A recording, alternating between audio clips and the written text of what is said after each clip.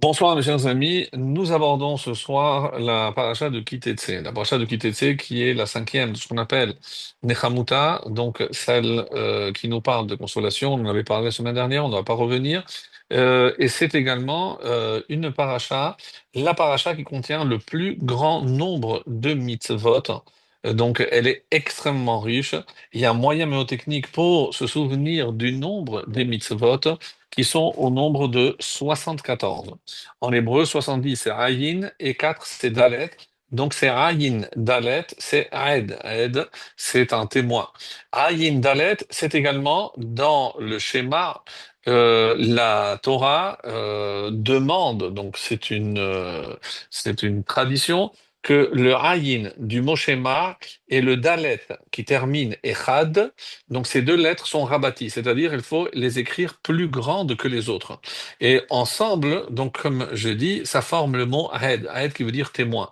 Chaque fois qu'un juif fait le schéma, il témoigne donc que Dieu est un, que Dieu est dans notre Dieu à nous, qu'il a créé le monde, etc. Donc c'est un vrai témoignage. Alors on va essayer donc à la lueur de cette explication, essayer de voir, même si on va revenir un petit peu en arrière, quelle est la place, pourquoi le schéma a une telle importance, et surtout qu'on va parler ce soir de Kitetse la Milchama, lorsque tu vas en guerre. Mais ceci dit, donc la fin de la parasha de Shoftim, et on reprend le même mot Kitetse, lorsque tu sortiras aussi en guerre. Donc, est-ce qu'il y a un lien entre les deux?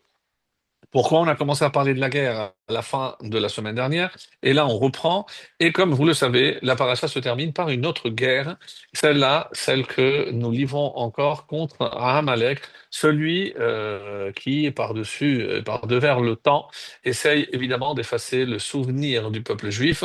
Et la Torah ici nous recommande d'effacer son souvenir à lui. Et Timche et Zecher Amalek efface le souvenir de Amalek, ce que Amalek a voulu faire. Et on va voir comment on va aussi parler de Purim, puisque c'est ce texte qui annonce la fête de Purim. Qu'est-ce que Purim a à voir avec la paracha du Kitetse? Qu'est-ce que Purim a à voir avec le schéma? Donc voilà un petit peu le programme assez chargé donc pour ce soir. Alors là encore, j'aimerais revenir sur certaines coutumes, puisque, comme vous le savez, nous avons entamé déjà depuis quelques jours le mois de Elul. On avait dit que la première paracha qui est lue toujours le mois de Elul, c'est la paracha de Shofetim, et donc Kitetse est la deuxième. Donc elle suit, et donc on est encore en plein Elul. Et est-ce que cette paracha va aussi nous aider à nous préparer pendant ce mois, donc d'un mois de bilan, un mois de conclusion d'une année passée et qui nous annonce une année à venir avec, je l'espère, un bel avenir pour nous tous et surtout pour le peuple juif, Be'ezrat Hashem. Alors, là encore, lorsque nous essayons de comprendre qu'est-ce que je dois faire, on a parlé la semaine dernière, comment je me prépare concrètement en Elul, comment je dois agir. Alors, on avait parlé de ça, c'est pour ça que je ne vais pas revenir, mais sur cette guerre particulière dont parle ici le début de notre paracha. Rappelez-vous l'explication très belle du Gaon de Vilna, qui nous avait dit ici qu'il s'agit de la guerre contre le Yetzer. Contre le Yetzer, c'est-à-dire contre le penchant au mal. Alors, j'aimerais à ce propos rappeler quelque chose d'extraordinaire, en sachant que une définition, par exemple, de Gibor, d'après nos maîtres, qu'est-ce que c'est un Gibor? Qu'est-ce que c'est un héros? Hakovesh et Yitro, celui qui arrive à dominer son Yetzer. Pourquoi on ne dit pas à celui qui arrive à dominer le Yetzer? Non, Yitro, c'est son Yetzer à lui. Alors, je ne comprends pas. Oui, tu comprends parfaitement. Chacun a son Yetzer Hara. Chacun a ce que Hachem lui a envoyé comme épreuve. Et donc, je ne peux pas comprendre l'attitude de l'autre face à ce Yetzer parce qu'il n'a pas le même que moi. Et donc, chacun a ses faiblesses, son point faible, là où Hachem va le mettre évidemment à l'épreuve. Et donc, c'est ce qu'il faut comprendre, mes amis. c'est qu'il n'y a pas une entité qui s'appelle le Yetzer Hara, le penchant au mal. Non, chacun a le sien. Et tant que je n'ai pas compris qu'il faut que je combatte mon Yetzer, pas le Yetzer, mon Yetzer, mon penchant au mal, et n'attends pas lorsque le Yetzer qui est en toi va évidemment s'amenuiser parce que lui aussi, avec l'âge, eh ben, tu vas te dire, eh ben, de toutes les façons, ça y est, j'ai plus la force de faire ce que je faisais dans ma jeunesse. Alors, il y a un enseignement très beau qui dit que l'ifne seva takum. Donc on va voir que on a une obligation de se lever devant seva, la vieillesse. Évidemment, c'est un signe de respect pour l'âge avancé. Donc seva, est-ce que c'est la couleur blanche? Bon, je ne rentre pas dans la halakha, mais une personne âgée, lorsqu'elle rentre, je dois me lever, comme c'est le cas de son maître, comme c'est le cas de son père, de sa mère, etc. Alors vient ici la chassidoute, il dit qu'est-ce que ça veut dire l'ifne seva takum? C'est-à-dire, n'attends pas la vieillesse hein, pour te lever et agir. Agir comme un lion. L'ifne seva, avant que tu arrives à la vieillesse, takum. Donc, il faut que tu te lèves, il faut que tu agisses dans ce monde avant qu'il ne soit trop tard. C'est vrai que toi, tu as peur que dès que tu vas vouloir agir dans ce monde, évidemment qu'il y a des forces opposées qui vont t'empêcher de le faire. Mais n'attends pas la vieillesse où tu vas te dire, eh ben maintenant, je ne représente plus une proie facile parce que de toutes les façons, je n'ai plus la force de faire ce que j'aurais pu faire. À cela viennent les maîtres du Moussard ils nous disent, détrompe-toi. Il y a donc dans les Pirkei Avot, dans les Maximes des Pères, donc le deuxième chapitre, il me semble que c'était la Mishnah 4, que j'ai dû noter ici quelque part. Et effectivement, donc qu'est-ce qui est dit là-bas? Et il y a, et donc c'est assez intéressant, parce que c'est Hillel qui parle, et il dit, Al tifrosh min hatzibur, ne te sépare pas du tzibour, c'est-à-dire tu dois appartenir à une collectivité, tu ne peux pas être isolé dans ce monde parce que tu fais partie d'une fratrie, d'une famille, d'un peuple, d'une histoire, d'une mission. Donc je ne peux pas agir en égoïste, en solo. Alors, et à la fin de cette Mishnah, il est dit, Ve'al ta'amin be'atzmecha ad yom motra. Et ne te fais pas confiance jusqu'au jour de ta mort. Alors, il va dire, bon, le jour de ma mort, de toute façon, d'après ce qu'on vient de dire, les forces ne sont plus les mêmes, etc. Et là, un grand maître du Moussard qui s'appelait le Rav Loupian, qui a écrit un ouvrage qui s'appelle Lev Meliahu. Donc, lui, il prend un exemple, dit, j'ai pas compris. Lorsque, par exemple, la Torah recommande à Aaron, Tzav et Aaron et Banav. Donc, Moshe reçoit l'ordre de d'ordonner à Aaron et à ses enfants, donc qui évidemment étaient des Kohanim dans le désert. Et la shon, le langage de Tzav, pourquoi cet ordre sous cette forme-là? On aurait pu dire les morts, va leur dire ce qu'ils doivent faire. Alors Rashi ramène donc dans ce comme commentaire à ce passage, hein, Tzav, c'est que la shon zirouz. Donc il faut vraiment faire vite. Pourquoi? Parce que là où il y a une perte, on va se montrer un peu négligent. Et le Rav Lopian, je ne comprends pas. D'abord, de quelle perte il s'agit? On parle à qui? On parle à Aaron. Je rappelle malheureusement donc le jour de l'inauguration, il a perdu Nadav et Avihu, donc il lui reste El-Hazar et Itamar, ses deux enfants. Donc il y a en tout trois Kohanim. Et de quoi il s'agit? Pourquoi il y a une perte monétaire? Alors, le Rav Lopian dit quelque chose d'extraordinaire. Il dit vous savez que dans les corbanotes, dans les différents types de sacrifices, il y a les shelamim, il y a korban toda, etc. En règle générale, la majorité des cas de corbanotes, il y a une partie qui était brûlée, une partie qui allait obligatoirement au kohanim. Et dans un certain cas, comme les shlamim, il y avait aussi une part à celui qui a porté le korban. Mais en règle générale, il y avait toujours une part pour le kohen, sauf les holot. Donc l'holocauste, c'est ce qu'on appelle la hola. Pourquoi? Parce que la Hola est entièrement brûlée. Alors, pourquoi ça? Pourquoi et la paracha commence à parler du korban de Hola. Mais pourquoi il faut se presser? Parce que je peux me dire que comme il n'a aucun intérêt, le Kohen, parce que de toute façon, ça va rien lui apporter, alors il a dit, bon, la Hola, je vais la faire après. D'abord, je vais faire les autres. Donc là, quand j'aurai bien mangé, alors je m'occuperai de Hola. Alors, ça, c'est l'explication normal. Mais là, le Rav Lopian dit, mais enfin, à qui on parle? On parle à Aaron. Urecha betumecha keish chasidecha. Donc celui qui va porter le pectoral, celui sur lequel la Torah témoigne qu'il avait un cœur tellement pur qu'il a mérité de porter le Choshen. Alors, vous imaginez que lui, il va se montrer négligent parce qu'il a un intérêt dans les autres corbanotes et qu'il va délaisser celui-ci. Lorsqu'on sait que lorsqu'il a fait les choses, on dit qu'à Asher Siva, il n'a rien enlevé, il a toujours fait avec le même enthousiasme. On parle d'un être exceptionnel, on parle du frère de Moshe, certes, mais c'est Aaron à Cohen. Donc comment on peut mettre en doute? Alors on aurait pu se dire, bon, peut-être pas pour lui, mais pour ses enfants, etc. Mais enfin, ils ont un exemple merveilleux en la personne de Aaron, leur père. Donc c'est sûr qu'ils vont suivre le même exemple. Et là intervient le Rav Lopian et nous dit quelque chose qui nous fait vraiment peur. Je lui ai dit non. Parce que ne crois pas que Aaron, eh ben, il n'a pas de Yetzer Hara. Donc on aurait pu se dire, vu le niveau de Aaron, ben, il n'a rien à craindre lui parce que, eh ben non. Et le Rav Lopian nous dit que si c'est Yitro, eh ben c'est à ce moment-là que le Yetzer va lui dire, ben écoute, évidemment pas volontairement, pas d'une manière, on va dire, en toute conscience, en se disant je vais pas parce que j'ai pas d'intérêt, mais sans le vouloir, même involontairement, il risque de reléguer le Corban Ola après, parce qu'il a dit bon déjà, et d'après un simple calcul, il y a des commentaires qui disent que même dans le désert, il y avait entre 50 et 100 sacrifices par jour. Alors, combien un Cohen peut manger?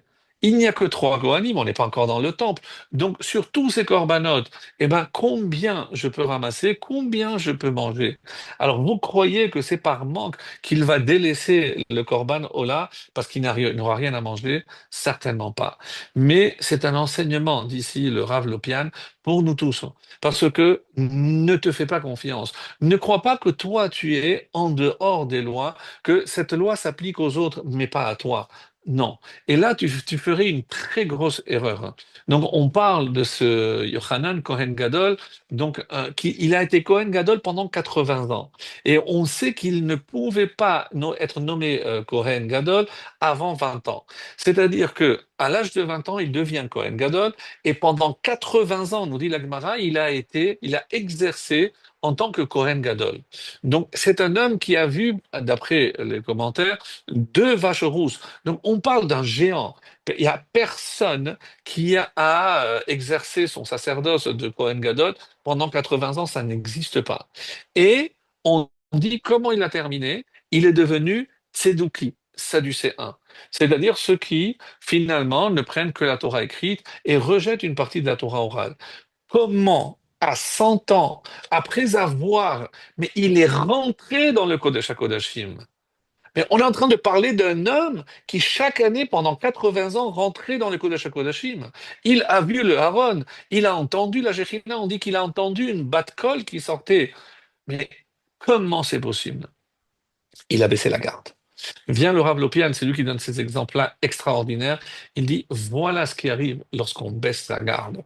Donc, contre le Yetzer, il dit la différence avec un n'importe quel autre ennemi, c'est qu'il peut m'attaquer une fois, je vais le rejeter. Il peut revenir. Au bout de deux, trois fois, lorsque je vais lui montrer que, comme certains aujourd'hui, ils ont compris qu'ils ont intérêt à ne pas chercher des histoires avec Israël, eh ben, au bout du compte, ils vont se calmer. Ça, c'est avec n'importe quel mis en chair, en os. Mais contre le Yetzer, il ne te lâchera pas jusqu'à ton dernier souffle. Donc, à l'âge de 100 ans, alors qu'il est rentré pendant 80 ans dans le Kodesh HaKodashim, eh ben, il laisse tomber la Torah et il devient Tzeduki, il devient Sadducéen. C'est peut-être l'exemple le plus grand que nous ayons. Alors, il y a des Gemarotes aussi qui nous disent que Rabbi Akiva croyait qu'il était à l'abri. Donc, le Yetzer Hara s'est déguisé en femme. Et c'est pour ça, pourquoi je parle de ces exemples-là, parce qu'ici on parle de Yefat une femme de belle apparence. Mais pourquoi, si je dis que c'est le Yetzer Hara, je parle ici d'une belle captive? Parce que c'est comme ça que le Yetzer Hara essaiera de faire tomber Rabbi Akiva, certains disent Rabbi Meir, et d'autres sages qui se sont, comme celui, Matthias Ben Harash, qui a demandé à son élève de lui apporter des allumettes et des clous, et parce qu'il avait vu une fille et peut-être un peu trop longtemps, il a chauffé les clous, il l'a rentré dans les yeux, il s'est aveuglé. Il y a une bat Kol Hachem a envoyé l'ange Raphaël et il a dit, va guérir mon fils Matthias Ben Harash. Et il vient, je suis voilà, je suis Raphaël, je dis non, non, non, je ne veux pas. Il remonte l'ange Raphaël et il dit à Hachem, il ne veut pas que je le guérisse. Dis-lui que c'était le dernier test que je lui ai fait, il n'aura plus d'autres attaques, je lui garantis. Et quand Raphaël revient, alors à cette condition, oui, je suis prêt à récupérer ma vue. Donc, euh, il y a des exemples, il y en a plein. Le Rav Lapien donne beaucoup d'exemples. Mais en ce qui nous concerne, mes amis, on dit ici qu'elle doit laisser pousser les ongles et les cheveux. Est-ce que vous avez remarqué que un homme en moyenne jusqu'à 18-20 ans, donc il arrête de pousser. Les os arrêtent de pousser, la chair, tout. Bon, sauf s'il fait gonflette, ça va un peu gonfler, mais normalement, la croissance s'arrête entre 18 et 20 ans maximum. Mais il se trouve qu'il y a deux parties dans le corps qui poussent. Certains diraient aussi, des fois, c'est la bedaine aussi qui peut aussi grandir. Non, je parle sérieusement, mais pourquoi les ongles et les cheveux? Pour rappeler à l'homme que chaque fois qu'il se regarde, qu'il sache qu'il n'est pas fini. Parce que j'aurais pu dire, de toute façon, comme mon corps est fini, eh ben, moi, j'ai fini déjà mon travail, je suis comme je suis. Non. Il y a toujours en toi quelque chose de mauvais qui continue de pousser et que tu dois combattre. C'est pour ça que d'après la halakha, par exemple, il faut faire très attention avec les ongles. Donc, je ne peux pas avoir les ongles trop longs ni sales parce que ça pourrait aussi, par exemple, je profite toujours pour faire un petit rappel de halakha, ça pourrait invalider même la Netilat Yadayim. Si je fais Netilat Yadayim pour manger du pain, pour purifier mes mains, si les ongles sont trop longs ou les ongles ont de la saleté à l'intérieur, la Netilat Yadayim est invalide. Je fais une bracha, levatala, et je mangerai du pain avec des mains impures. Donc, des choses assez curieuses. Donc, c'est pour ça, par exemple, que Ben Ishra et autres disent que c'est bon de se couper les ongles toutes les semaines pour empêcher que ça pousse et que ça entraîne. Donc, mais c'est quoi le message? Donc, ça, c'est le Yetzer Hara. C'est-à-dire, en toi, il y a quelque chose. Alors, les ongles expriment l'impureté. De la même façon que lorsque je me coupe les cheveux, je dois aussi faire Netilat Yadayim comme lorsque je coupe les ongles sans faire de bracha, mais parce qu'il y a une certaine impureté. Curieusement, lorsque un homme est en deuil, donc il a compris que aujourd'hui il a perdu un être cher. Qu'est-ce qu'il n'a pas le droit de se toucher? Eh bien, les cheveux et les ongles. Donc, pour nous dire que voilà, quand on arrive à la fin, là, il n'y a plus rien. Donc là, ça ne pousse pas. Même si certains disent que pendant quelques jours encore, même après le décès, les ongles peuvent pousser encore un peu, mais ça, je ne suis pas certain de ce que j'avance. En tout cas, je l'avais lu une fois. Ceci pour nous enseigner, mes amis, qu'avec la guerre, avec le Yetzer, ça ne finit jamais. Et je ne peux jamais être à l'abri. Donc c'est pour ça que la belle captive ici, c'est le Yetzer Hara. Et donc, et pourquoi hein, je dois pleurer pendant un mois, c'est le mois de Elul, donc pendant lequel, donc Yashva Bebeta, donc je dois m'asseoir dans la maison. Mais quelle maison? La maison de la Torah, c'est-à-dire dans le Beth Midrash. Je dois faire le maximum pour étudier un maximum. Et donc, et c'est cela, donc cette lecture du Gaon de Vilna qu'on avait fait les années précédentes. Donc c'est pour ça que je passe très rapidement. Mais qui nous rappelle que pendant ce mois, comme on l'avait expliqué, c'est aussi comme un refuge. Rappelez-vous, on avait dit Inna le yado vesamtilach. Donc Hachem t'as déjà préparé et t'a mis pour toi à ta disposition cette ville de refuge. Inna le yado vesamtilach, les initiales Elul. C'est-à-dire que ce temps de Elul est là pour te protéger. Donc si tu étudies, si tu profites, tu t'améliores, eh ben sache que le Yetzer Hara ne viendra, n'essaiera pas de t'avoir pendant ce mois parce que tu as une protection particulière. Alors, il y a une coutume aussi qui nous dit, et comment je peux combattre en quelque sorte le Sahara? Eh bien, on nous dit, regardons les coutumes de ce mois. Et il y a une coutume très répandue, que ce soit celle des Sfaradim et des Ashkenazim, et je vais vous le dire tout de suite, hein, au nom de Shem Tov. Donc certains disent que c'est de l'école du Harizal qui est un des élèves qui a écrit. Ralecha Sod Gadol. Sache qu'il y a un grand secret. Kol Omer Mizmor Ze, tout celui qui récite ce Mizmor, Merosh Chodesh Elul, Ad Achar Simchat Torah, il y en a qui disent que jusqu'à Hoshana Rabbah, Afilu Gezerah Ra'a Ketuva la Adam Min Hashamayim, même s'il y a un mauvais décret qui a déjà été entériné dans le ciel contre lui, Yachol Levatela, il pourra l'annuler Umevatel alav kol gezerot kashot veraot, et il pourra annuler tous les mauvais décrets. Quoi? À cause d'un psaume, mais de quel psaume? Veyotse bedimuz zakay badin, et il a la garantie qu'il sortira innocenté le jour du jugement. Hataam, et pourquoi? Pour quelle raison? Ki merosh chodesh Elul, parce qu'à partir du mois de Elul, niftechu sont ouvertes Yud Gimel Mekorim, Yud Gimel Mechilin de Rachamim. Il y a 13 canons qui correspondent au Shlosh Esrei Midot HaRachamim, Hashem, Hashem, Kel, Rachum, Bechanun, les 13 Midot de miséricorde. Et donc, le mois de Elul, c'est pour ça qu'on commence avec les Sichot, et dans les Sichot, on répète plusieurs fois.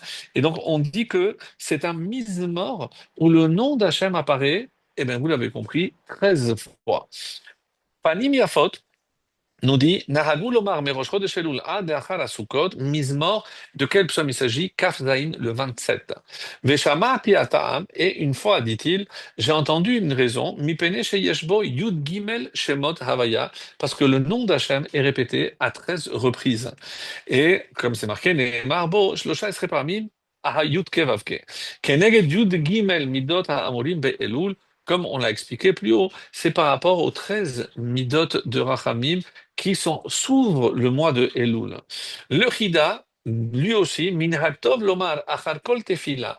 Donc d'après le Chida, et vous verrez dans les Sidurim, Sfaradim généralement, ce psaume est rapporté à la fin, là où il y a Anima Amin, des 13 articles de foi et les 10 choses dont je dois me souvenir. Donc on retrouve ici dans notre paracha déjà deux choses. Souviens-toi de ce qu'Hachem a fait à Myriam et souviens-toi de ce qu'Hachem a donc de Amalek. Et donc les deux font partie des 10. Les Shkenazim ont 6 rappels quotidiens, nous on en a 10. Et à la partie, donc ça c'est à la fin, après, allez-nous les Shabbat, il y a aussi ce Mizmor, les David, Hachem, Oli et Ishai. Alors, Mizmor, l'Hachem, Oli, Ovi. Puis Fred, mais Rosh Chodesh Elul, même le Chidadi, même ceux qui ne font pas toute l'année, mais de Rosh Chodesh jusqu'à Hoshana Rabbah, donc c'est lui qui nous dit, il faut le faire. Et c'est généralement, on le fait et le matin et le soir à Arvit. Alors, que veut dire ce psaume? Qu'est-ce qu'il a de si particulier? Donc, je voulais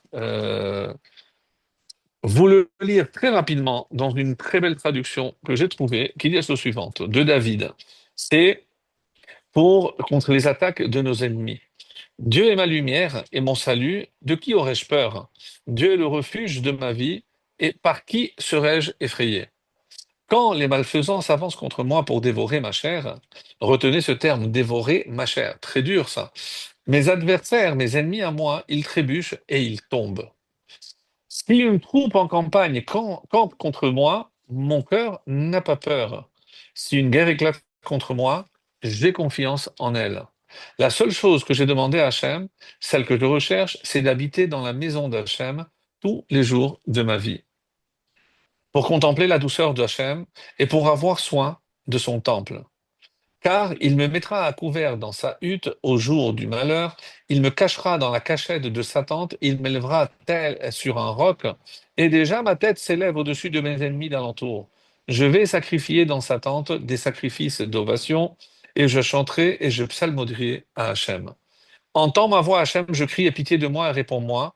De toi, mon cœur a dit, recherche sa face, je recherche sa face, Hachem. Ne me cache pas ta face, ne repousse pas avec colère ton serviteur. Toi qui es mon secours, ne me délaisse pas, ne m'abandonne pas. Dieu est mon salut. Quand mon père et ma mère m'abandonnèrent, Dieu m'accueillerait. Montre-moi ta voie, Hachem, guide-moi sur une route aplanie. À cause de ceux qui m'épient, ne me livre pas à l'animosité de mes adversaires, car de faux témoins se lèvent contre moi. Ils attisent la violence. Que ne puis-je être sûr de contempler la bonté d'Hachem sur la terre des vivants? Espère en Hachem, sois fort, que ton cœur, pardon, s'affermisse et espère en Hachem. Un psaume incroyable, hein, mes amis. Et la question qu'on se pose, mais dans quel contexte David l'a écrit? Après, on va lire une autre interprétation, mais celle-ci est magnifique, puisque on veut comprendre dans quel contexte David a dit ces choses qui sont ses ennemis, pourquoi il a l'air de vraiment chercher un refuge, pourquoi tout ce qu'il dit. Le texte se trouve dans Samuel 1, le chapitre 30, le verset 3. Vayavo David ben Ashav el ha'ir, vehine selufa ba'esh. Donc lorsque David est arrivé avec ses hommes, la ville était en feu. Unshehem uvnehem uvnotehem nishbu, et les enfants et les femmes avaient été faits prisonniers. Vaïssa David veha'am asher ito et kolam. Donc David a élevé la voix avec tout le peuple et ils ont pleuré. Vaïfku ad asher en bahem koach lifkot. Ils ont pleuré jusqu'à l'épuisement, ils n'avaient plus de force de pleurer. Un passage qui n'est pas très connu. Ushte chez David nishbu. Et parmi les femmes qui avaient été faites prisonnières, il y avait deux femmes de David. Quelles sont-elles? Achinoam ha-Israélite et Abigail, la femme de Naval ha-Carméli. Vatatsar le David me'od. David a beaucoup souffert. Ki amru ha'am le sakelo. Tellement que le peuple l'a rendu coupable et ont voulu le lapider parce que c'était de sa faute. Ki mara nefesh kol ha'am ish al banav al benotav, parce que le peuple était en pleine amertume par rapport à ses enfants, par rapport à ses femmes. Vaïtrazdek David Bachem Elokav. Et c'est à ce moment-là que David a trouvé la force en Hachem. Et les commentaires disent, qu'est-ce que ça veut dire qu'il a trouvé la force en Hachem? Il a écrit ce psaume. Quand il était au plus bas, il vient de perdre de, c'est la première fois qu'on parle ici d'otages aussi clairement. Donc, on a pris des otages, pas n'importe qui, les femmes, les enfants, les garçons, les filles. Et vous imaginez, puisqu'ils se sont fait les pires films qui pouvaient exister face à ses ennemis. Et donc, et c'est pour ça quand il dit, ils vont dévorer ma chair, la chair de ma chair, c'est mes enfants, c'est mes femmes, qui est appelée Bassar Echad. Donc, on comprend le désarroi total de David lorsqu'il rédige ce psaume. Alors nous, on se demande, mais pourquoi? Parce que si je dis que le mois de Elul, et sans évidemment tenir compte du contexte de guerre dans lequel nous nous trouvons actuellement, mais si je sais que c'est contre le Yetzer Hara et que je ne peux compter que sur Hachem, alors c'est de cela qu'il s'agit. Et c'est le Midrash qui dit, les David, Hachem, Ori. Pour David, Hachem est ma lumière. Hem, Gedudé Amalek, She'asa imam milchama balayla veharagam. Donc, on dit que c'est des, euh, des patrouilles de Amalek avec qui il avait fait la guerre. Chez Neymar, Vayakem David, Neshef, Mazlicha. Et David, non seulement il n'a pas baissé les bras, il a pris ses hommes et il est allé livrer bataille. Ve'ad ha'erev lemacholatam. Et il est resté jusqu'au lendemain. Donc il a lutté toutes les nuits jusqu'au lendemain, jusqu'au soir. Omi aya me'ir lahem. Mais comment tu peux faire la guerre pendant la nuit? Mais tu ne vois rien. Zdekim Uvrakim, on dit qu'Hachem Ori. Alors, et c'est pour ça que ce midrash est merveilleux et il gagne tellement à être connu parce que ça fait partie encore des choses qu'on méconnaît un petit peu. Alors, Hachem a envoyé des éclairs pour éclairer le ciel et ainsi permettre à David d'abattre ses ennemis. C'est incroyable et c'est le sens d'Hachem Ori. C'est Hachem qui est ma lumière. Mais dans quel contexte? Parce que cette lutte qui s'est passée pas quasiment pendant toute la nuit, eh ben, grâce à la lumière envoyée par Hachem, David Ameller a pu remporter cette victoire. Et c'est le Yalkut Shimoni donc aussi qui dit la même chose en parlant de l'Echol et Bessari, donc ce que je disais, Hem sheten chez David, chez Nishbu, qu'est-ce qu'il quand il dit les Echol et Bessari, ils vont dévorer ma chair, à quoi ça fait allusion? C'est donc le Yalkut Shimoni, le Midrash qui dit, il s'agit de deux femmes, comme il est marqué, Vedavak veishto veayu le basar echad, donc ils seront une seule chair. Donc la femme est appelée la chair, et donc ils vont dévorer ma chair parce que ils ont fait prisonnière donc ces deux femmes. Donc un psaume incroyable. Bon, on aurait pu le lire en hébreu, faire une étude de texte avec tous les commentaires, mais vraiment c'est par rapport à Elul et surtout qu'on parle ici de guerre dans notre paracha.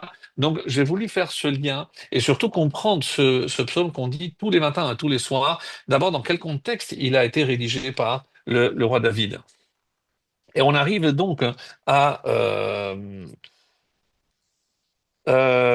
le rabbi qui dit dans Igrot HaKodesh, Bechol Yom Mimeme Chodesh Ze Omrim Pa'amayim Midmor HaMatril, donc lui aussi, donc les Chabad aussi ont cette coutume, matin et soir, on dit les David Hashem Ori Veishi. Alors, Veyesh Levaer Toarim Ele. Alors, il propose donc cette explication pourquoi Hashem est appelé lumière et autres. Lirot Ezoi Derech HaChaim Vehatov. Et là, évidemment, on n'est pas dans le sens simple que je viens de donner par rapport à la guerre, mais parce que quand je suis dans l'obscurité, quand je suis dans les ténèbres, parce que j'ai un flou, je ne sais pas où aller. Quand il demande, guide-moi, je suis un petit peu perdu, je ne sais pas où aller, je ne sais pas, comme on dit en français, à quel sein me vouer.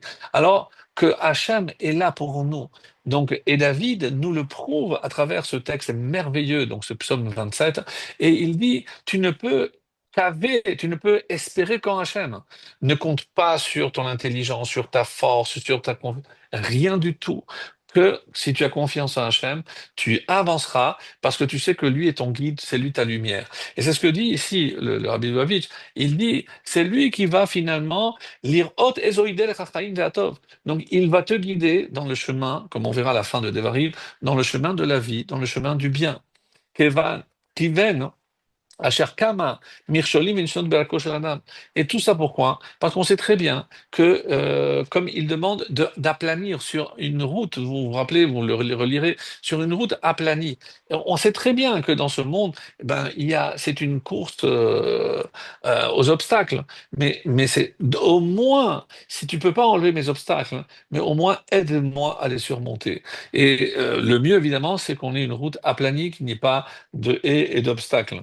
Hachem Ish'i, Hachem est mon salut. Akadosh Baruch Hu, Ozro lanetza b'milchamat hayetzer. Et là, il le dit clairement, et c'est merveilleux parce que après toutes les explications qu'on aurait pu donner, il le dit clairement. Le seul qui peut t'aider, même contre le yetzer, parce que c'est ton yetzer, mais Hachem, il te connaît. Et il ne veut pas que tu tombes. Évidemment qu'il veut t'aider, mais il faut le solliciter. Comme David l'a fait. Il était au plus bas. Ces deux femmes prisonnières, toutes les filles qui avaient été faites prisonnières, le peuple qui le rend coupable, mais on ne peut pas être dans une situation pire que cela. Et pourtant, il va rebondir tel un lion et il va évidemment faire la guerre et récupérer. להתגבר על כל המכשולים ולעמוד בכל הניסיונות. Et c'est Hachem qui m'enverra la force, hein, parce que c'est ça mon salut, de quoi? Eh bien, de surmonter toutes les épreuves et tous les obstacles. C'est ce que j'espère aussi pour nous si on arrive à avoir ce mérite.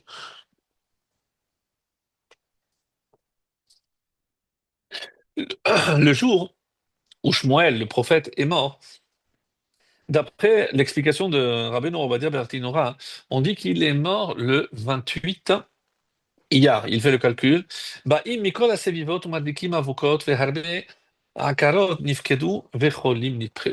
On dit que ce jour-là, il y a eu plein de miracles, des femmes stériles qui n'avaient pas réussi à tomber enceintes, des gens qui étaient malades, qui ont été guéris le jour de la mort de Shmuel. Donc c'est pour ça qu'il y a une coutume aussi de se rendre sur le kever de Shmuel, qui est à la sortie de la ville, donc vers Ramoth plus haut, et c'est incontournable si vous avez l'occasion de passer à Yerushalayim.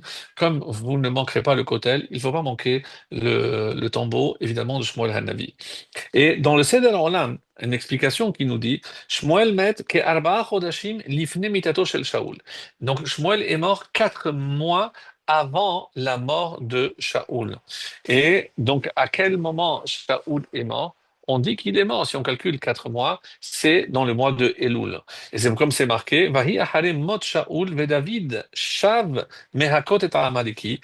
Donc après la mort de Shaoul, David a venu de frapper le Amalek, Vayeshev David Betzaklag. Et donc, Hainu, Shemilchemet Tzaklag, Haïta Besof Elul. Et c'est pour ça que Mizmor Kavza Emar Biyamim Elul. Et donc, c'est pendant cette guerre, cette campagne militaire, que le roi David a composé, donc en plein mois de Elul, encore, donc c'est pas un hasard, si c'est ce mois de Elul qu'on lit ce psaume composé par David dans ces circonstances qu'on vient de décrire, le mois de Elul. Donc, on a compris par rapport donc à notre paracha qui a commencé, je le rappelle, qui t'essaie la milchama lo yevecha, lorsque tu sortiras en guerre contre ton ennemi, Hachem te le remettra, beyadecha veshavit ashivio, et tu pourras faire des ennemis. Alors c'est pour ça que Rashi dit tout de suite qu'il s'agit du milchemet reshut. C'est une guerre facultative, parce que c'est une guerre de défense.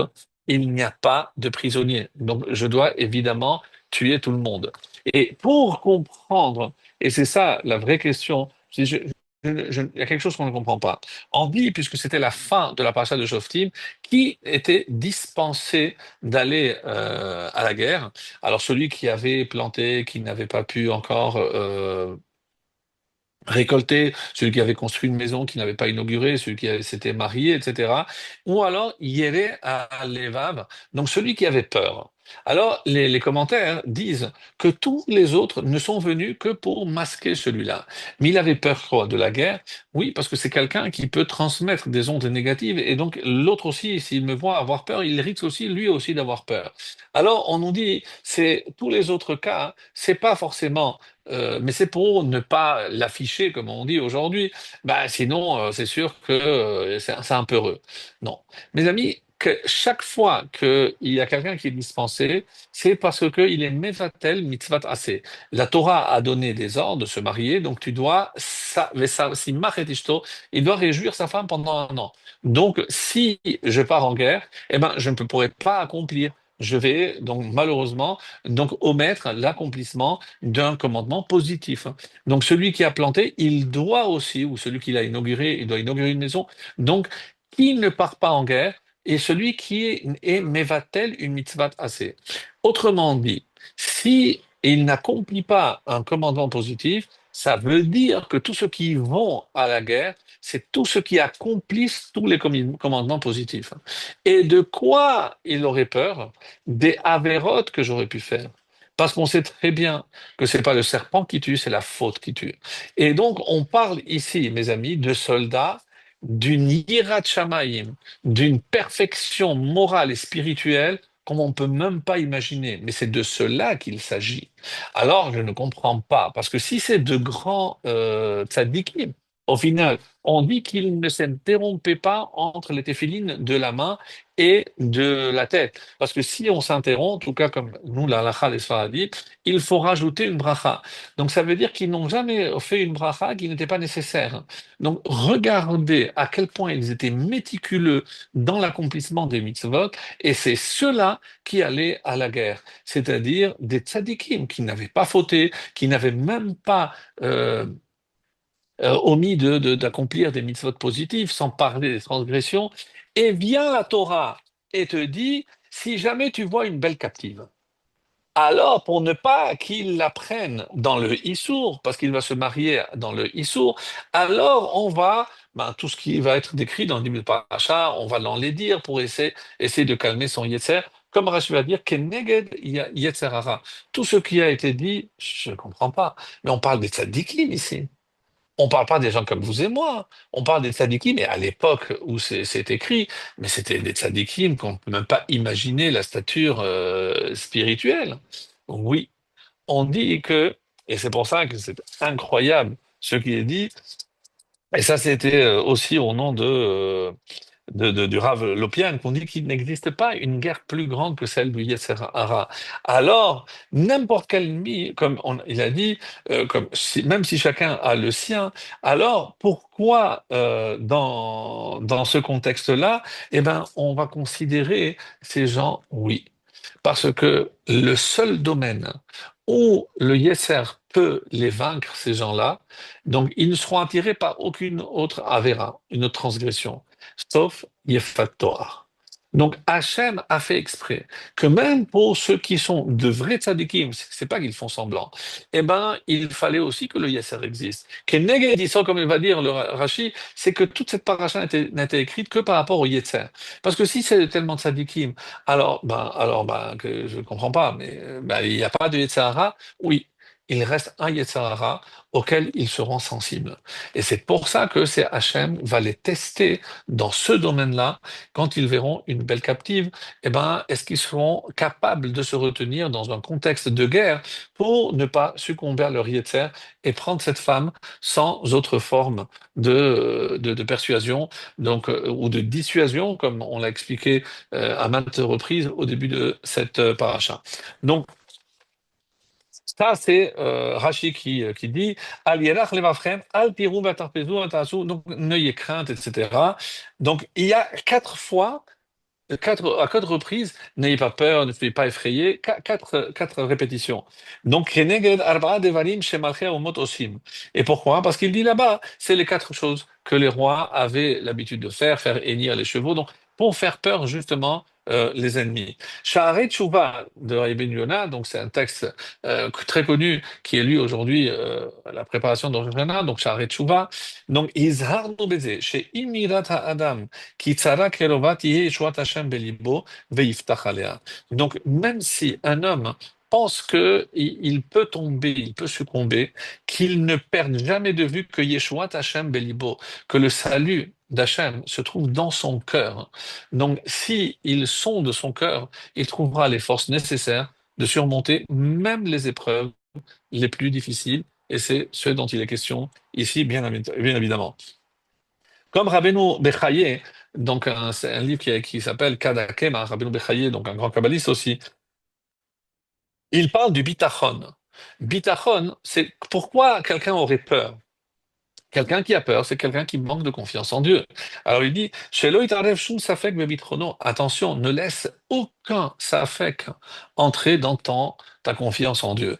Et curieusement, la fin de la paracha, rappelez-vous, qui nous parle de la guerre contre Amalek. Amalek, dans la valeur numérique, fait aussi safek. Donc, safek, qui veut dire le doute. Donc, parce que une des armes de Amalek, c'est semer le doute. Donc, ne laisse pas entrer en toi le doute, même si tu vois qu'il t'est arrivé de grands malheurs, il ne faut pas qu'il perde confiance en Hachem. Et qui secharo kaful muchpal, Hachem yitbarach yifhar lo hatov. Et il faut prier pour que Hachem lui montre que le bien qui lui est réservé par rapport donc à la preuve qu'il vient hélas de subir, mais dont la récompense sera immense. Donc c'est une garantie de Rabbeinu Bachaye, ce qui veut dire que mes amis, c'est comme si c'était écrit en lettres de feu. Ve'aboter b'Hashem chesed yisroimenu. Comme c'est marqué dans Tehillim 32, lève le cœur. Donc celui, Aboter b'Hashem, qui met sa confiance en Hachem, chesed yisroimenu, la bonté va l'entourer.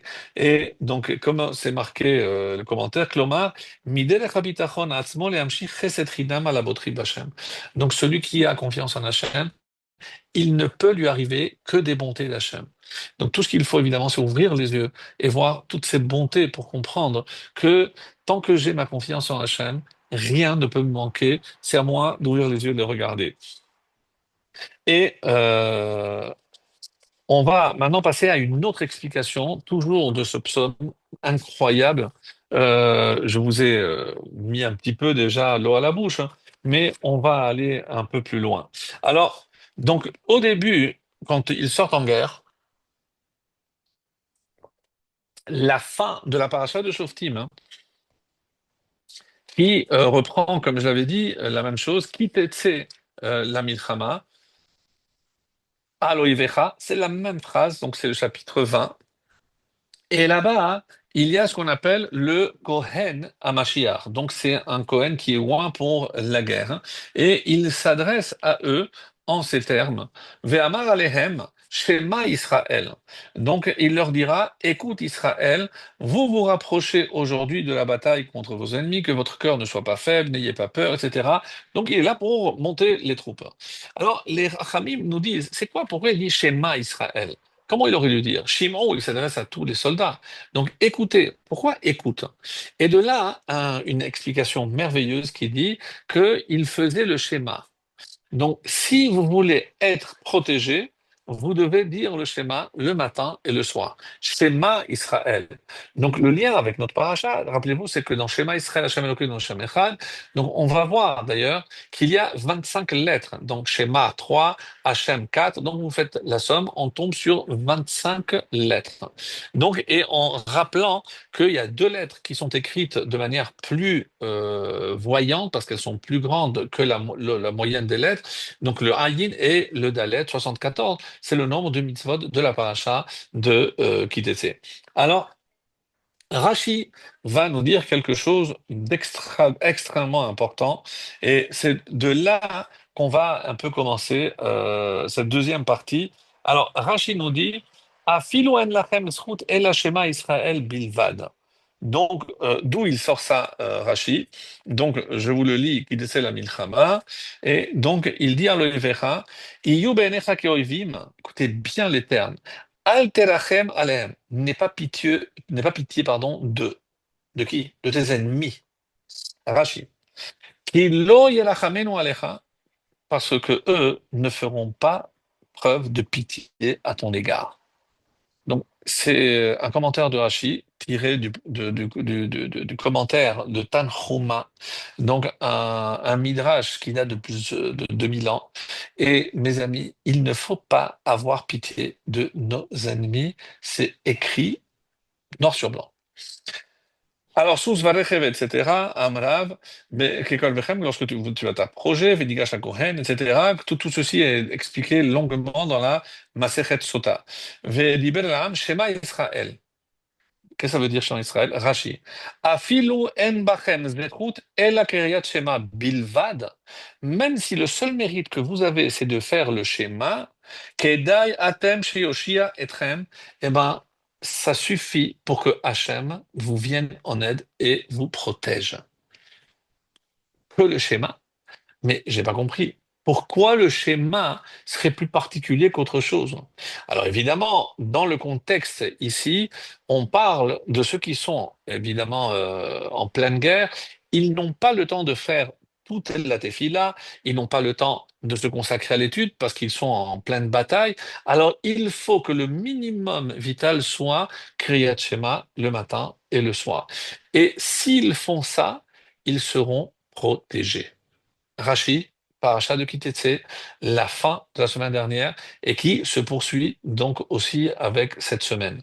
Alors, on parle ici donc clairement du schéma.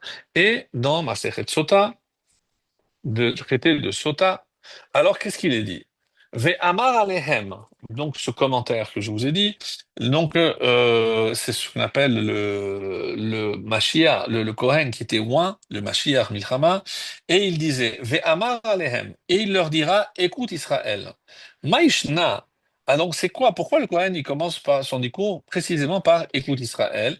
C'est Rabbi Yochanan Mishum Rabbi Shimon Bar Yochai au nom de Rashbi, et qu'est-ce qu'il dit? Que le Akadosh Baruch Hu a dit à Israël, même si vous n'avez pas accompli d'autres mitzvahs que la récitation du schéma, et qui commence par schéma Israël bien sûr, le matin et le soir, vous ne serez pas livrés entre les mains de vos ennemis. Incroyable. Qu'est-ce que ce texte a de si particulier? Comment le schéma peut-il protéger dans les pires conditions, c'est-à-dire en pleine guerre, contre nos ennemis? Qu'est-ce que ça a? Et la suite, Al Yerach Levavchem, donc que votre cœur ne soit pas faible, n'ayez pas peur. Ils ont enseigné, ils leur répétaient pour les rassurer, etc., etc. Alors, euh, bon, ce serait parce que la suite nous dit de quoi il ne faut pas avoir peur. Et la Gemara, dans la suite, juste retenez ceci, c'est que Pelishtim, Baou Benitzrono shel les Philistins, ils sont venus avec la force de leur soldat exemplaire qui était Goliath.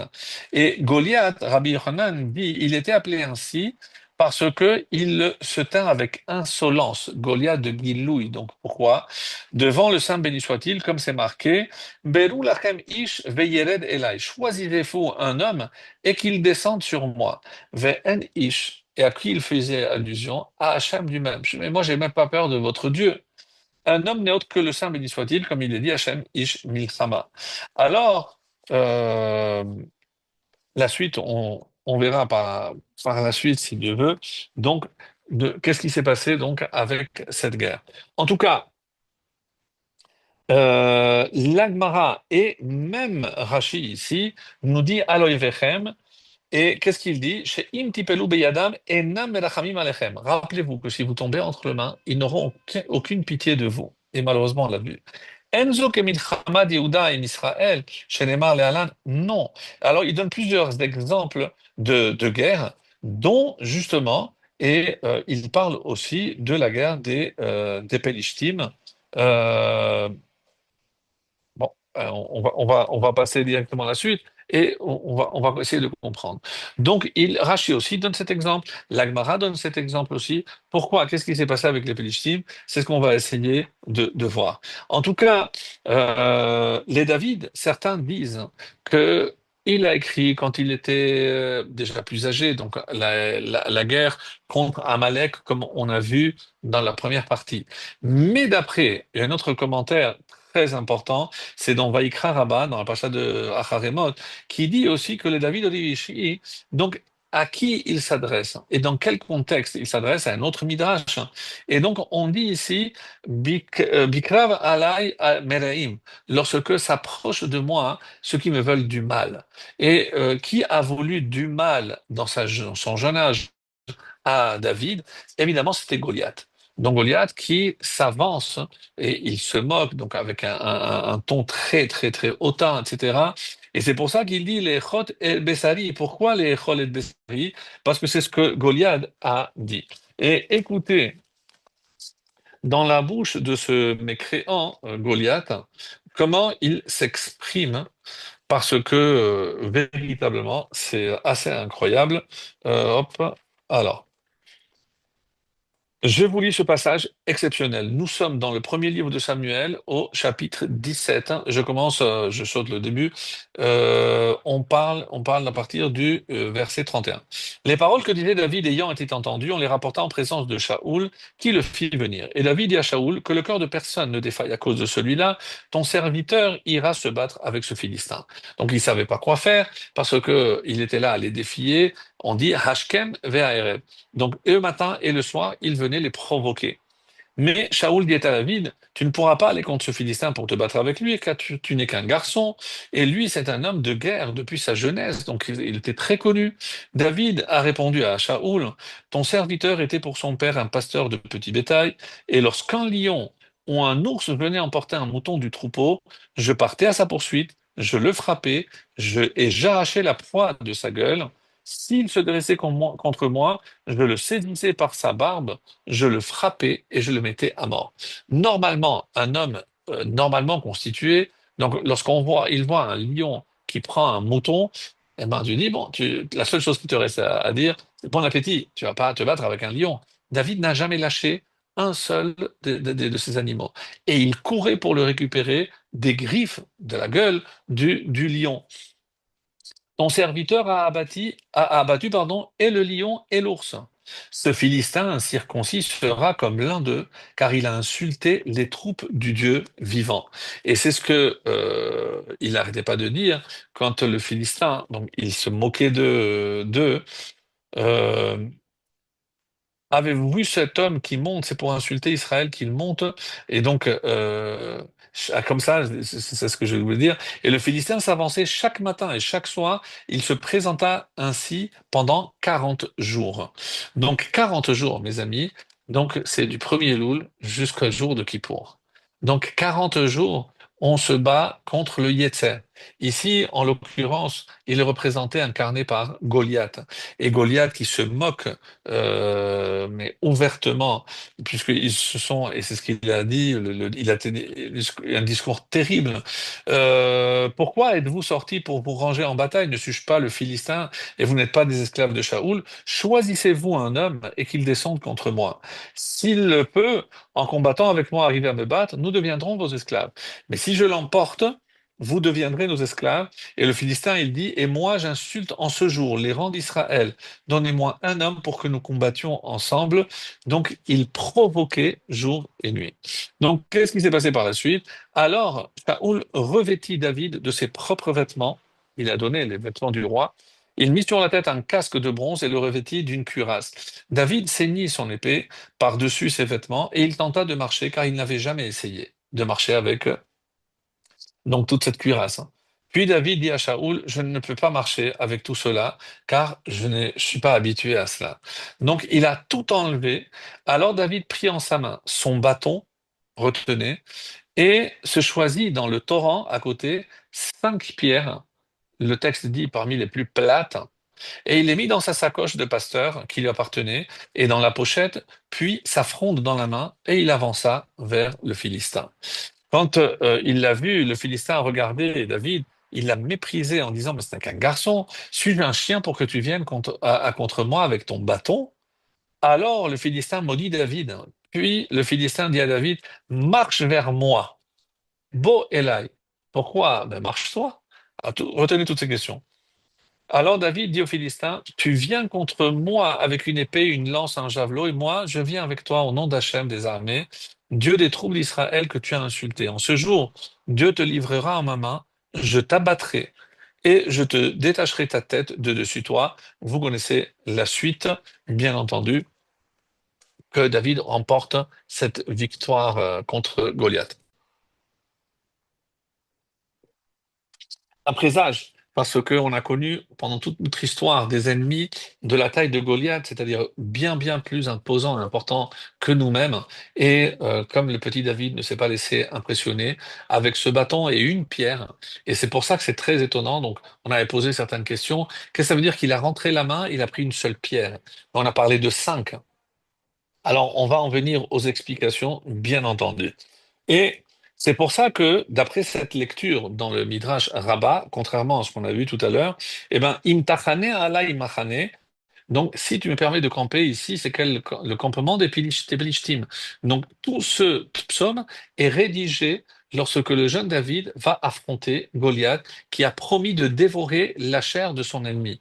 Et donc, c'est pour ça, les Chol et Bessari, il a promis de manger ma chair. Et pas comme l'explication que nous avions donnée, donc il y en a deux. Et Im takum alay milchama, bezot ani boteach. Si tu es avec moi pour la guerre, en cela j'ai confiance. Et les Chachamim disent que ça veut dire bezot. En cela, en quoi? Qu'est-ce que c'est ce mot zot? Et le Midrash de rappeler que zot, hein, c'est le mot qui a servi pour bénir la tribu de Yehuda. Dans la paracha, la fin de la Torah dans Devarim, la paracha de Vezot Abracha. Donc, on voit là-bas qui a marqué, donc on est dans Devarim, chapitre 33, le verset 7, qui dit Yadav Ravlo Ve'ezer Mitzarav Tihye. Et donc, qu'est-ce qui a marqué là-bas? Puissent ses mains combattre pour lui, et puisses-tu, Hachem, lui être une aide contre ses ennemis. Et dans la bracha de Yehuda, comment elle commence? Vezot l'Yehuda. Et ceci, c'est pour Yehuda. Quoi? Qu'il sera toujours aidé contre ses ennemis. Donc, David dit Bezot à Nibotéa. Dans la bracha que Moshe a donné à mon ancêtre Yehuda, puisque moi je descends de Yehuda, je ne peux pas avoir peur. Je vais avec toute la confiance du monde, parce que c'est la bracha que nous avons reçue, qu'Hachem nous protégera toujours contre nos ennemis. Et donc, et c'est pour ça qu'il est allé avec une confiance incroyable, et on a vu l'issue. Alors, on revient à notre question, mais c'est quoi le secret de ce schéma? Pourquoi le schéma revient pendant pratiquement dans tout ce que nous avons vu jusqu'à maintenant?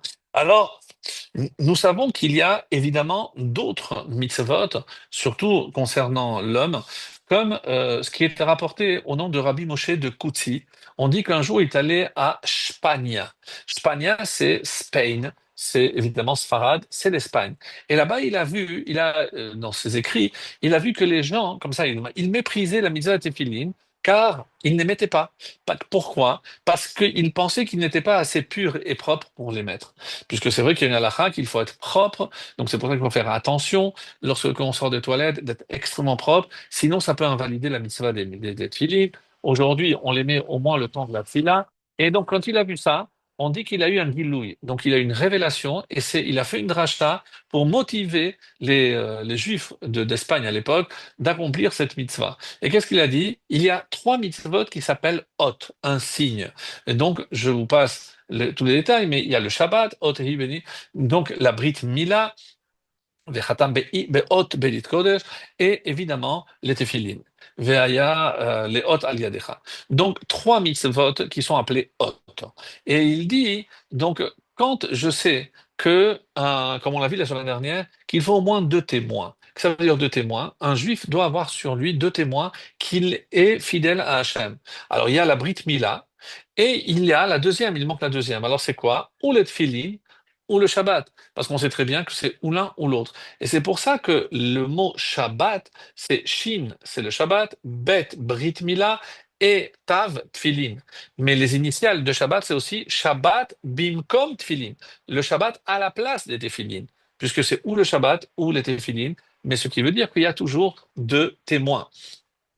Alors, on dit comme ça par rapport à David Amel, hein, puisqu'on parle, Ta'ita kese bakesh avdecha, donc tu t'es perdu, tu t'es égaré comme un mouton, donc ton esclave demande à retrouver sa voie. Et quand je trouve par exemple un objet, comment je peux le récupérer? On dit qu'il faut donner deux signes. Donc, si un juif s'est perdu, s'il retrouve grâce à ces deux signes, il retrouvera son maître, c'est-à-dire Kadosh Baruch Hu. Et c'est en ce mois de Elul où on est tous en train à la recherche de notre maison, notre maître, notre père. Et donc, il faut au moins donner des signes. Et c'est pour ça que quelqu'un qui accomplit ces trois, puisqu'on parle toujours des trois mitzvot des femmes, on oublie qu'il y a aussi trois mitzvot chez l'homme, indispensables, incontournables, le Shabbat, les Tfilin et la Brit Mila. C'est vrai que la Brit Mila, vous allez dire, mais c'est le papa qui l'a fait. Oui, mais la préservation de la Brit Mila, c'est-à-dire tout ce qui va avec, le mariage dans la pureté, Taharat Mishpacha, Nida, etc. C'est ça, Brit Mila. C'est pas uniquement avoir la Brit Mila. Ça, c'était l'obligation de mon père. Mon obligation à moi, c'est de préserver la pureté de cette alliance. Alors, on dit comme ça que Rabbi Shimon Bar Yochai, on dit Ve'agitabo yomam v'layla, donc tu étudieras jour et nuit. Et à quoi il fait allusion? Bon, c'est étudier la Torah. Non, on dit qu'il fait allusion à Kriyat Shema, que celui qui fait le Shema le matin et le soir, c'est comme s'il avait étudié. Il y en a qui disent non, ça c'est en temps de guerre où tu n'as pas le temps d'étudier, mais si tu as le temps d'étudier, il faut vraiment que tu étudies. Bon, comme c'est pas un cours d'Alaha, en tout cas, il y a une opinion comme ça et c'est ce qui est magnifique. Et on dit comme ça, celui, à l'époque de Chizkiyahu HaMelech, celui qui quittait le Midrash sera transpercé par une épée. Je dis, mais pourquoi? Parce que si vous délaissez l'étude, les soldats qui sont au front, vous les mettez en danger. Parce que c'est grâce à votre étude que vous protégez ceux qui sont sur les champs de bataille. Tant qu'on n'a pas compris, mes amis, et c'est ça ce qu'il faudrait peut-être faire comprendre à certains de nos dirigeants, c'est qu'il n'y a pas les soldats que sur le front, il y a aussi les soldats qui sont derrière le front. Et ceux qui étudient, vous vous rendez compte, Riskia est allé jusqu'à dire, celui qui délaisse l'étude, il mérite d'être transpercé par une épée, mais il ne parle pas de lui, c'est parce qu'à cause de vous, un soldat va être transpercé par l'épée, il va mourir parce que vous n'avez pas étudié. Donc c'est incroyable et c'est ça donc de ce qu'il s'agit. Alors le soldat lui-même, il ne peut pas étudier, il fait le schéma et ça lui servira comme protection. Alors, on dit que, et pourquoi le schéma, c'est une protection? Parce que tous nos ennemis en majorité étaient des idolâtres. Et à l'époque, l'idolâtrie consistait à adorer soit le soleil, soit la lune. Donc soit le matin, soit le soir. Donc pour le matin, donc je fais le schéma, c'est pour contrer les forces du mal. Et le soir, pour ceux qui servent la lune, eh ben c'est aussi pour les forces de l'impureté. Donc le schéma me protège donc contre ces idolâtres. Le Kliyakar nous dit qu'il allait jusqu'à, donc c'est très important, la Tzetim Tfilin Shel Rosh. Donc, et d'où il a une preuve incroyable que tous les soldats, quand ils allaient à la guerre, ils allaient. Alors il y a une discussion, est-ce que, parce qu'il fallait qu'ils les voient. Alors il y en a qui disent donc que c'est que la tête, il y en a qui disent on ne peut pas mettre la tête sans le bras, mais le bras n'avait pas besoin parce que ça pouvait entraver si je devais me défendre ou avec mon art, donc je ne peux pas. Donc on mettait que la tête. Et donc on parle maintenant de Shemuel, le livre de Samuel 2, le deuxième livre de Samuel, et écoutez bien ce qui est dit, donc chapitre 1, le verset 10. Incroyable. D'où il y a la preuve qu'ils allaient avec les tfilines.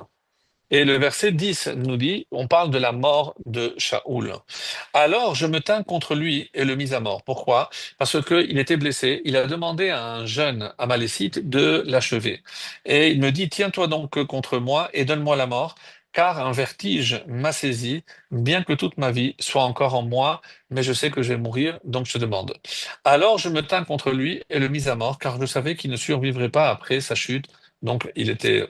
Puis je pris le diadème qui était sur sa tête et la chaînette qui était sur son bras je les ai apportés à mon Seigneur. À qui il parle? À David. Et donc les commentaires disent, qu'est-ce que c'est ce diadème? Ben, il allait à la guerre avec sa couronne? Non. Alors il y a marqué diadème et une chaînette sur le... On dit que c'était les téphilines de la tête et les téphilines du bras. Donc une des preuves que même Shaoul allait à la guerre avec cette filine. Incroyable. Alors, pour essayer de commencer à conclure, donc le Ben Yoyada apporte une preuve, le Ben Ishraï, de l'importance du schéma. Pourquoi? Parce que Moshe Rabbeinu, lorsqu'il a voulu tuer l'Égyptien qui frappait le Juif, hein, donc on demande souvent, et la Gemara, et le Midrashim, comment il l'a tué, on dit par le nom ineffable, mais il est écrit Vaïfen Ko Vacho, il s'est tourné de part et d'autre, quand il a vu qu'il n'y avait personne qui allait sortir chez En Ish, alors il l'a tué. Vaïfen ko vacho. On dit ko, c'est 25. Vacho et encore 25. À quoi ça fait allusion? Le schéma du matin et le schéma du soir. Parce que Moshe, il y en a qui disent qu'il a fait juste le schéma et l'autre il est mort. Alors par ce mérite-là, comme c'est rapporté que la lecture du schéma sur à la mita, ce qu'on fait avant de partir de dormir, on dit ça nous protège puisqu'il y a 60 mois avec Birkat Kohanim, etc. Donc on sait que c'est une protection contre nos ennemis. Et qui le savait? Ben nos pires ennemis le savaient. Et où est-ce qu'il y a une preuve de cela? Alors on va voir, comme je l'avais promis très rapidement, le lien qui existe entre Purim et Elul. On dit que Elul, on a parlé de la ville refuge, on a parlé de Ani et d'Odiv et d'Odili, mais on a aussi Ish leraehu ou matanot leavionim, un homme pour son prochain et des cadeaux pour les pauvres. Ish leraehu ou matanot leavionim, les initiales Elul. Donc il y a un lien entre Elul et la fête de Purim. Alors laquelle? Et dans le texte, lorsque Haman vient se présenter devant Achashverosh pour lui dire il y a un peuple qui a des coutumes trop différentes et t'as pas intérêt à le garder, etc., etc. Comment il dit? Yeshnoanim amecha, etc. Datehem, leurs lois, shonot mikol am, sont différentes de tout peuple. Shonot commence par shin, mikol commence par le même, am commence par ayin. Shema. Donc, tant que eux, ils font le schéma, tu ne pourras pas les avoir. Haman connaissait notre force. Et c'est pour ça, comme c'est rapporté dans l'écoute Shiméoni, tout ce que je vous dis, donc, eux, ils vont lire le schéma et ils vont t'avoir. Ils n'ont même pas besoin de livrer bataille. Donc, si tu veux qu'un jour ils ne te destituent pas, au pire, il peut arriver, alors il faut y aller franco avec eux pour les exterminer. Et c'est grâce à cet argument-là qu'il a réussi à le convaincre. Alors, et on comprend maintenant pourquoi il a demandé qu'on fasse un arbre haut de 50. Pourquoi? Pour contrer 25 mots du schéma le matin et 25 mots du schéma du soir. Et, et c'est pour ça qu'il a dit Baboker. Et le matin, il est allé, il s'est présenté alors qu'il avait eu un insomnie. Il comprenait pas Achashverosh parce qu'il a dit pourquoi Esther elle invite Haman. Est-ce qu'ils sont pas en train de comploter contre moi? Comment ça se fait que personne n'est venu me dire qu'est-ce qui se passe dans mon palais? Peut-être que parce que quelqu'un m'a une fois sauvé, que je l'ai pas récompensé. C'est comme ça qu'il arrivera. Là, il a un roux, donc c'était le petit matin. Et qui est dans la cour? Il était déjà là. Il est arrivé avant que les Juifs ne se lèvent pour faire le schéma, parce qu'il savait que s'il faisait le schéma, son plan échouerait. Heureusement que, bon, Hachem, c'est sorti quand même, comme vous le savez. Alors, on dit aussi, mais ça c'est pour une autre fois, que normalement, on lit, quand on parle d'un miracle, on le rappelle ou le matin ou le soir. On n'a pas la cas de la Hanoukia, on l'allume le soir. La seule, c'est la Megillah qu'on lit le soir et le matin. Comme quoi? Comme le schéma. Pour nous rappeler que c'est par le mérite du schéma, mes amis, qu'on a eu raison de Haman. Et c'est ça ce qui nous permettra de venir à bout de cela. Alors, et on va commencer à terminer, donc, puisqu'on a parlé peut-être deux mots de Hanouka. Donc, normalement, on dit pourquoi Hanouka, c'est quoi ce nom? Hanou, ils ont campé, Kaféhé le 25. Bon, c'est l'explication classique. Mais normalement, on pose la question, mais dans la Gemara, il y a marqué Nahu. Ils se sont reposés. Donc, on aurait dû appeler Nahuka et pas Hanouka. Alors, l'explication, d'après ce qu'on vient de dire, Hanou, ils ont campé, c'est-à-dire ils ont remporté une victoire. Mais grâce à quoi? Kaf He 25, grâce au schéma. Mes amis, il est partout. Dans chaque victoire, ou du peuple, ou d'une personne, nous voyons la force que le schéma a. Alors, il a rappelé, on va rappeler ça maintenant, c'est que, comme on l'a vu, et ça c'est notre conclusion, que David est venu avec son bâton. Et quel bâton? On dit que ce bâton, il venait de Yehuda, puisque rappelez-vous que Yaakov donc, avait dit, j'ai traversé avec mon bâton. Donc ce bâton, il a donné à Yehuda, Yehuda a transmis et c'est arrivé comme ça entre les mains de David.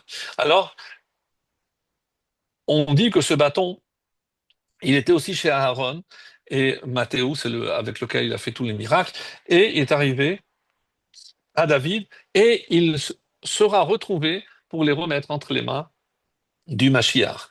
Alors maintenant, rappelez-vous, ce détail, il a pris 5 pierres. Pourquoi 5 pierres? Il a fait le raisonnement suivant. Écoutez bien, ben, c'est la conclusion, mais c'est très beau.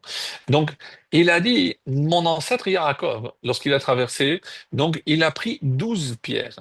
Et il a voulu savoir si elles allaient former une seule. Donc au total, il y avait 12, plus à la fin une plus grande, donc 13 pierres. Qu'est-ce qu'il voulait savoir?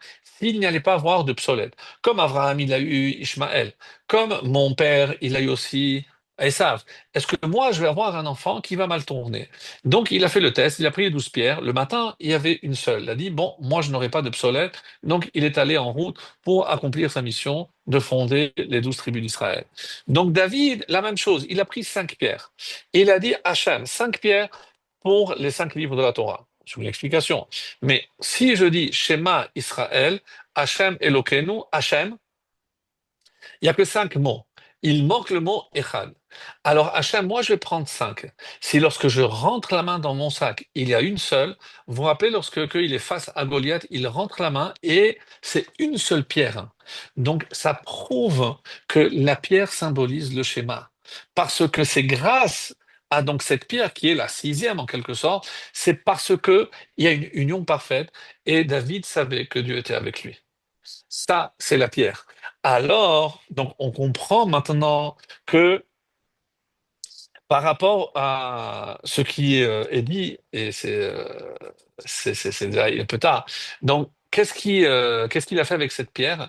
Il l'a lancée contre Goliath. Mais quand on voit la description qui est faite de Goliath, il était avec une armure qui le couvrait entièrement. On dit qu'il avait un casque, mais partout. Donc, comment la pierre a réussi à percer? Alors, c'est vrai qu'il était plate, alors que c'est parce qu'elle était pointue, mais on parle ici du fer. On parle qu'il était intouchable, Goliath. Alors, écoutez ce midrash exceptionnel qui nous dit la chose suivante. Il nous dit, Donc Goliath était Koulo Kaskassim. Comment une simple pierre a pu contre le fer? Et donc le Rada, qui a plusieurs d'autres commentaires qui parlent de ça, mais c'est très beau. Alors il dit comme ça, c'est que la pierre, hein, l'ange de la pierre, si vous préférez, a parlé à l'ange du fer. Il dit, il faut que tu me laisses rentrer parce que il a parlé du mal d'Hachem et du peuple, il faut que tu me laisses rentrer. Alors l'ange de le fer, il dit, mais pourquoi je te laissais rentrer? Vous m'avez banni de tout.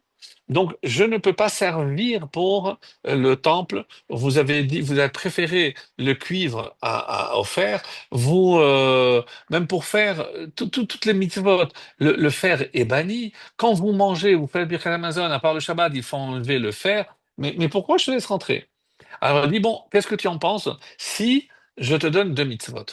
Alors, je t'écoute. Quelles sont ces mitzvot? On dit, une, c'est la shrita. Avant, on tuait avec un silex ou autre. Donc, maintenant, on va faire la shrita avec un couteau. Qu'est-ce que tu en penses? Ça ne me suffit pas. Il a dit, alors, je vais te céder ma place. Dans quoi? Dans la Brit Mila. Parce que la Brite Mila, rappelez-vous comment Myriam avait fait, elle a pris une pierre aiguisée et c'est comme ça. Et pendant longtemps, on dit que, et c'est rapporté comme ça dans l'Halakha, que jusqu'à que David n'a pas affronté Goliath, on faisait la Mila avec une pierre. Et à partir de là, la pierre a cédé la place, hein, au fer. Et c'est après donc cet épisode que le fer a eu une petite entrée et qui a quand même deux mitzvot pour la Shechita et pour et pour la Brit Mila. Donc ça, c'était la récompense. Alors les Chachamim nous disent, le fer qui était complètement banni, Hachem l'a accepté et il a été d'accord qu'il puisse servir à une mitzvah. C'est pour ça qu'un juif, même s'il est loin, eh ben, il pourra toujours se rapprocher. Et je termine avec une histoire que j'ai entendue il y a pas longtemps, qui est très belle.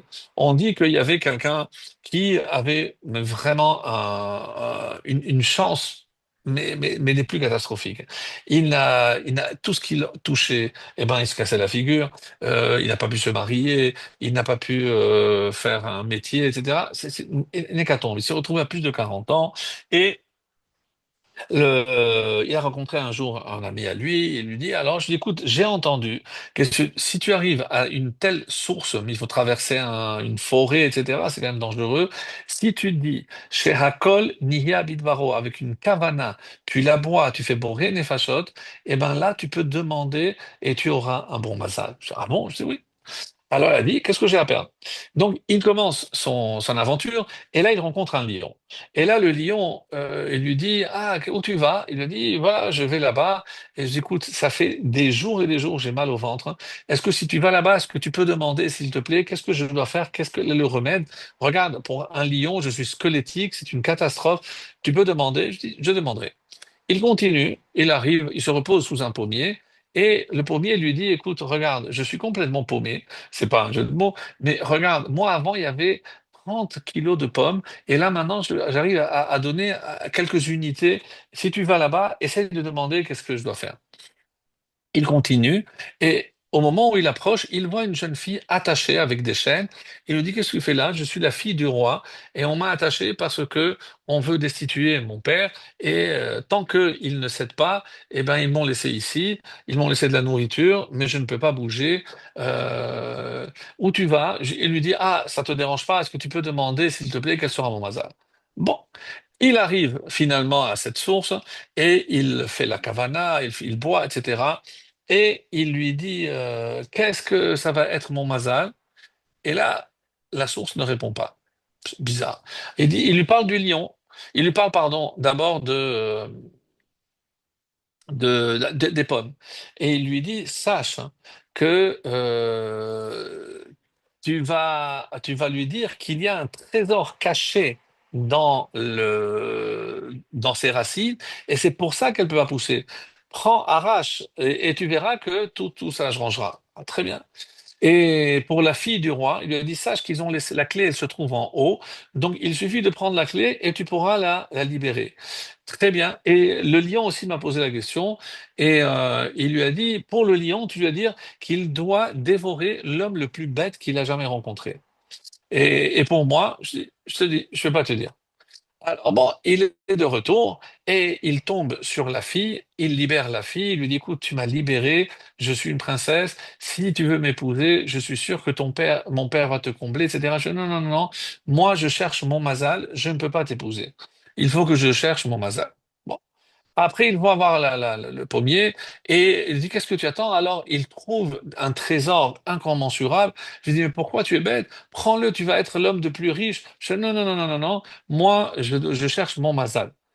Et il continue, et lorsqu'il voit le lion, et il lui raconte, il lui dit, où tu étais? Il dit, voilà, j'ai trouvé, espèce de bête, tu aurais pu épouser la princesse et être toi un prince. Tu aurais pu être aussi riche que le roi, et tu as laissé tomber. Maintenant, j'ai compris que pour me guérir, je suis obligé de te dévorer. Et c'est la fin de l'histoire. C'est-à-dire, mes amis, et c'est ça finalement, c'est que Hachem met à notre portée des trésors, la possibilité de faire des mitzvot et la possibilité de rencontrer la personne qui nous est destinée.